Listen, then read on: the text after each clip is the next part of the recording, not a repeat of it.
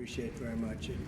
A return to tradition. The president-elect invited to the White House to meet with the incumbent, who was not afforded the same courtesy when Trump lost to Biden 4 years ago. Well, Mr. President-elect and former President, Thank you. Donald, congratulations. Thank you. And looking forward to having like we said, smooth transition. Do everything we can to make sure you're accommodated, what you need. And we're going to get a chance to talk about some of that today. So Good. welcome.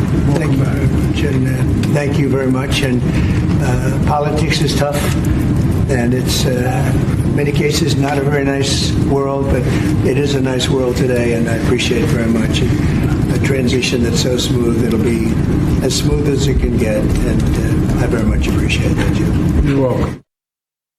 Trump said in a statement the newly envisioned Department of Government Efficiency would provide advice and guidance from outside of government and would partner with the White House and Office of Management and Budget to drive large-scale structural reform and create an entrepreneurial approach to government never before seen. This from the campaign trail in September.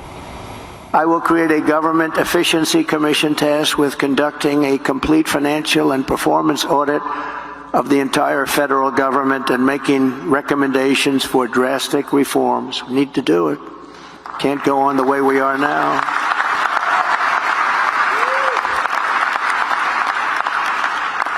And Elon, because he's not very busy, has agreed to head that task force. Be interesting. If he has the time, that'd be a good one to do it. But he's agreed to do it.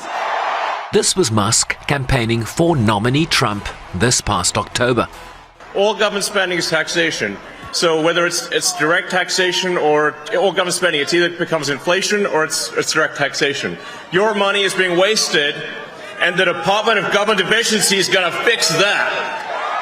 In his statement making the Musk and Ramaswamy announcement, Trump said he looked forward to his appointees making changes to the federal bureaucracy with an eye on efficiency while making life better for all Americans.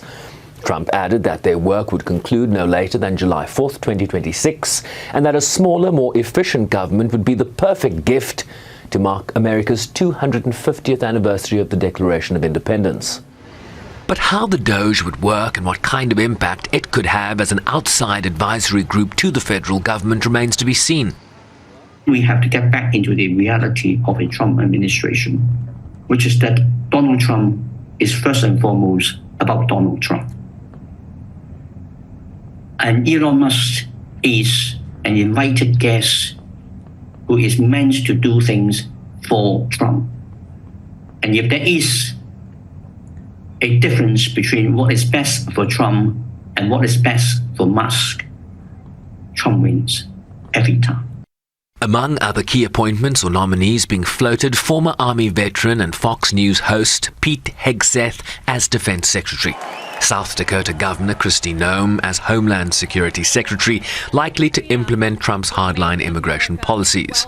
Former Director of National Intelligence during Trump's first term, John Ratcliffe, as CIA Director. Florida Congressman Mike Waltz as National Security Advisor. New York Congresswoman Elise Stefanik as U.S. Ambassador to the United Nations.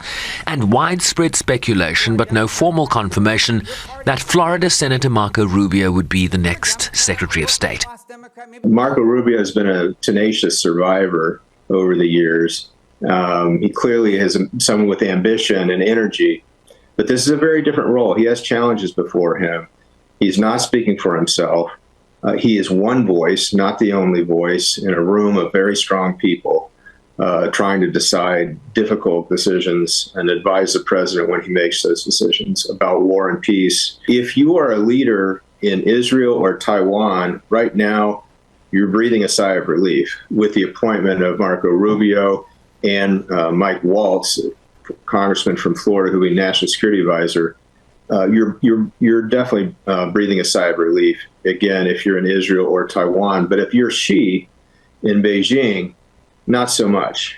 They're both China hawks. They're both serious about preserving the Taiwanese people's right to govern themselves and see the importance to us of having that ally in that exact location. As the contours of a Trump second term take shape, his administration likely to have unmitigated power to reshape government and policy with the backing of a Republican-controlled House of Representatives and Senate. Sherwin Bryceby's SABC News, New York.